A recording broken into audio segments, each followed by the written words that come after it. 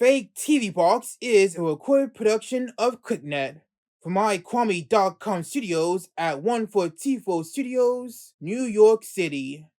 Additional help provided by Adobe, supporting all with limitless creativity in graphics, illustration, and videography. The innovative world of Apple, Shure apps and products for audio functions, and by contributions to this YouTube channel from KlicKNettars like you. Thank you.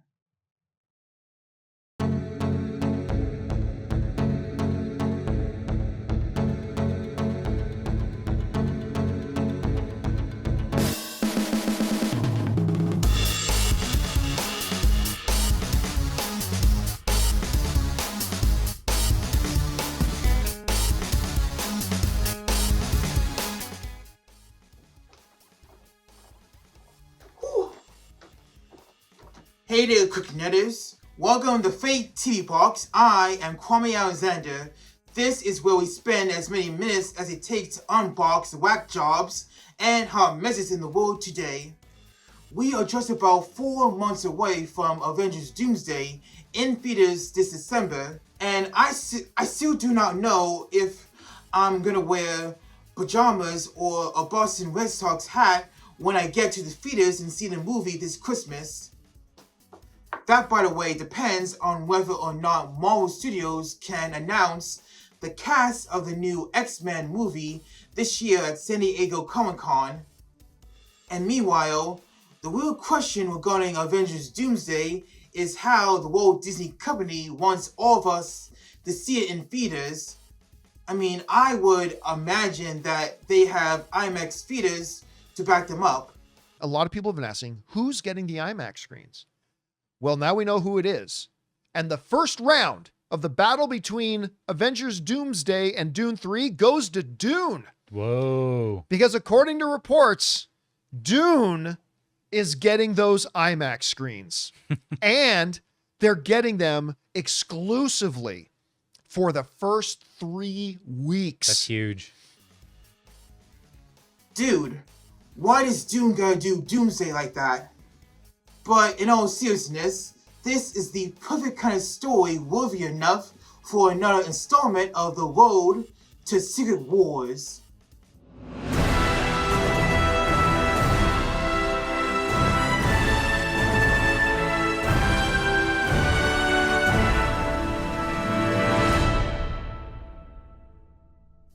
Avengers Doomsday was in a battle several months ago against Dune 3 for Hollywood's best and most immersive cinematic format.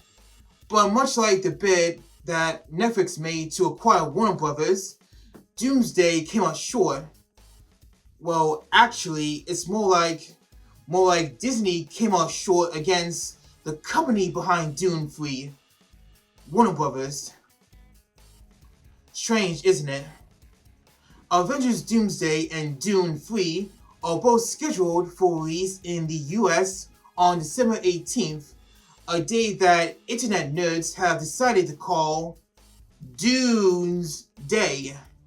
Get it? Doomsday? Even though it sounds like Doomsday won't be seen in IMAX at all, that's not really the case.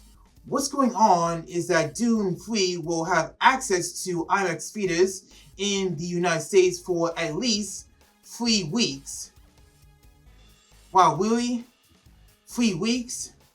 That is how long the Fox sitcom Do Not Disturb starring Niecy Nash and Jerry O'Connell lasted. True story, people. Google it. Doomsday is expected to be released in IMAX in select international markets, so therefore you would have to go see it in IMAX in either China, Australia, or maybe Wakanda if it was a real place. Now, since many theaters in the United States have only a single IMAX screen, the failure to secure IMAX for Doomsday's domestic opening is a major loss for Marvel Studios. Research shows that IMAX tickets cost more due to superior picture and sound quality and higher operating costs, meaning that Doomsday is likely to rack up more cash during its opening weekend, thus giving it a major advantage over Avengers Doomsday. However, there is still hope for the movie as tickets are now available in other premium large formats such as Dolby Vision, ScreenX, D-Box, and 4DX, which for some reason I keep calling 4XD every time I go to a Wkly theater. And it might just be me, but 4XD sounds a lot better. According to the Wrap, Disney has pushed hard to gain access to other formats and get into as many as 322 chain Pacific Theater formats around the world. One would think that Disney CEO George Tomorrow is overseeing this plan, which might have been hatched even before he became CEO. And if I was CEO right now, I'd be thinking that Disney should create its own cinema format exclusively for its own movies. That alone would score some major points for George Tomorrow in the CEO department. So how about for the rest of this episode? Here we go. We write down some ideas that would make this new format great, and what should we call it? Anyone has some suggestions, feel free to jump in. Disney announces Infinity Vision at CinemaCon, a new certification for premium large format theaters designed to signify to audiences the biggest, brightest, and most immersive cinematic experiences. Oh, it looks like Disney already has a plan. So I guess I'll put this back. Making your own premium large format for movies is risky, but making your own certification program to inform audiences that premium large format theaters have met technical standards is even riskier. According to Disney, there are 75 Infinity Vision certified PLF theaters in the United States and 300 internationally that have met the standards that they have set up, which are featuring large screens, laser projection, and premium immersive audio. The main goal of this certification program is to help unify premium theatrical standards globally. Kind of like how the world unifies for the FIFA World Cup, and like how the United States is almost, but not really unified for America's 250th birthday. Just imagine how united it would be if Kamala Harris, or as I like to call her, Obama 2.0, was running the country.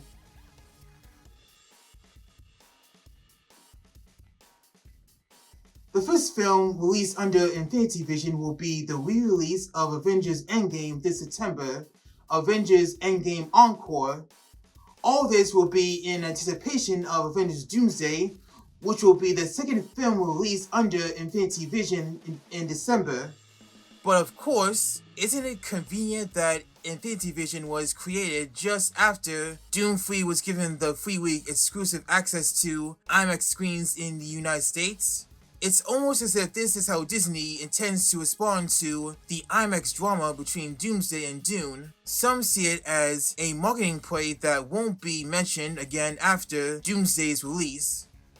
If the title they gave Do Not Disturb is any indication as to why that sitcom was cancelled after only 3 weeks on Fox, then it's no wonder why Infinity Vision might not make it to films like Frozen 3 and Avengers Secret Wars. Hello? Yeah, I'm calling to tell you that we need a better title than Infinity Vision. Yeah, that would be great. Thank you. For more reactions to Infinity Vision, we have 14 coverage from our correspondents across the city, starting with senior movie correspondent Kwame Alexander. Hi Kwame. It's important to know how moviegoers feel about Disney's Infinity Vision strategy. So I'm here at Tanglin Mall in Flushing, home to this legal theater. Last month, Disney received over 7,500 applications from exhibitors to have their screens certified with Infinity Vision. So you think that Regal Tangram 4XD? Oh no, I'm sorry. I meant 4DX. You think it's Yes, it's one of the applicants and has asked to have its 4DX speeder certified as Infinity Vision certified. That's why, Kwame, I've been running up and down these escalators behind me, asking if anyone has even heard of Infinity Vision in its 3.5-month inception. Why are you hobbling like that? And what's with the cane? I ran too fast downstairs and I broke my leg. Oh. But one moviegoer standing by the box office told me two things. First off, Avengers Doomsday does not need IMAX. And second, oh god, I look like I need an ambulance. Kwame, they're right about one of those things. Thank you, Kwame. I believe Brittany Janet has more. We now go to her live. Brittany, I believe you're somewhere upstairs between the full service bar and the ticket taker station at Regal Tangram 4DX, right? You won't believe this, Kwame! I started at the ticket taker station asking people their thoughts about Infinity Vision. One person believes that IMAX is jealous that Disney has the best viewing experience for audiences. One person said that no one should take Infinity Vision seriously because Disney's only in it for the money. And one said they heard a guy screaming as he fell down the escalators and broke his leg. So now I'm here at the bar having a soda. This is so sweet, I could just jump in and swim in it all night long. Oh no, Brittany. We don't need to see that. Alright. Eric Love is also at Regal Tangram 4DX. Eric, where are you? I love you! Wait. You're at the Regal Theater in Times Square? I love you! I love you! Yeah, I noticed. It's a little dark where you are. Well, how could your crew not have been able to set up lighting? I love you! Oh dear. I didn't know you were afraid of the dark, Eric. Apparently, Eric's crew did not come prepared for this report in Times Square, especially with the lighting. You know, who knows if Disney has come prepared for all those who want to have Infinity Vision. Kwame? Yes. Talk to me, son? Where are you? Kwame? Do we have him? I'm here at the Jamaica Long Island Railroad Station, covering the Long Island Railroad strike, which has entered its third month. Tuck, the Long Island Railroad strike lasted for 3 days. In fact, it was 2 months ago. We're not even talking about that. We're talking about movies here. Oh, well, in that case, I'm gonna hop on the LIRR, go to Penn Station, and see Toy Story 5 at AMC on 34th Street. See ya! Tuck to your son, everybody. And finally, we go to our newest senior correspondent, Marco Waller V, or as he's better known by his nickname, MWV. MWV is live outside the IMAX office in New York City. Wait, MWV? Is that really the IMAX office in New York City? Oh yeah, Kwame.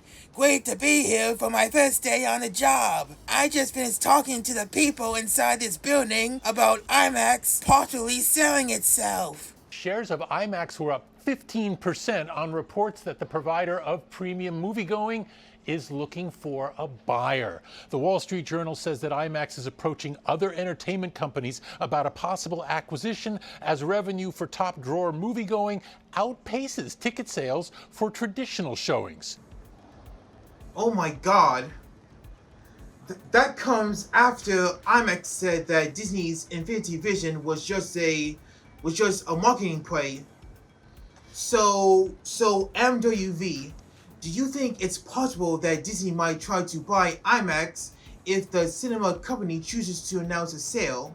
Well, Disney has been listed as a buyer by some dudes. IMAX is in the middle of early stage talks with traditional exhibitors, private firms, tech giants, and a few entertainment companies. Given IMAX's focus on immersive entertainment experiences, Infinity Vision might be Disney's way of scaling IMAX into selling itself. And then Disney can get one over on them. Not just by buying out IMAX, but by taking full control of which movies get an IMAX screening. And those, without a doubt, will be all Disney movies. That's all I got, and I'm sticking to it, bro. Thanks, bro. The FakeTV Box news team and Marco Waller the fifth, everybody. Alright, that's your show. Thanks so much for watching. Remember to like, comment, share, subscribe, and hit the notification button so therefore you always know when to get new content on KlicKNet. Follow us on social media through Instagram, Facebook, Threads, TikTok, Blue Sky, and the site formerly known as Twitter. Also, please consider making a donation to KlicKNet Productions' independent short film, Wkly, New York. To do so, click on the GoFundMe link located in the description box of this episode. Last but not least, tune in on July 26th when FakeTV Box goes live in the midst of San Diego Comic-Con weekend, taking you all on an odyssey covering who knows how many announcements. And we'll see you next time on FakeTV Box with Kwame Alexander.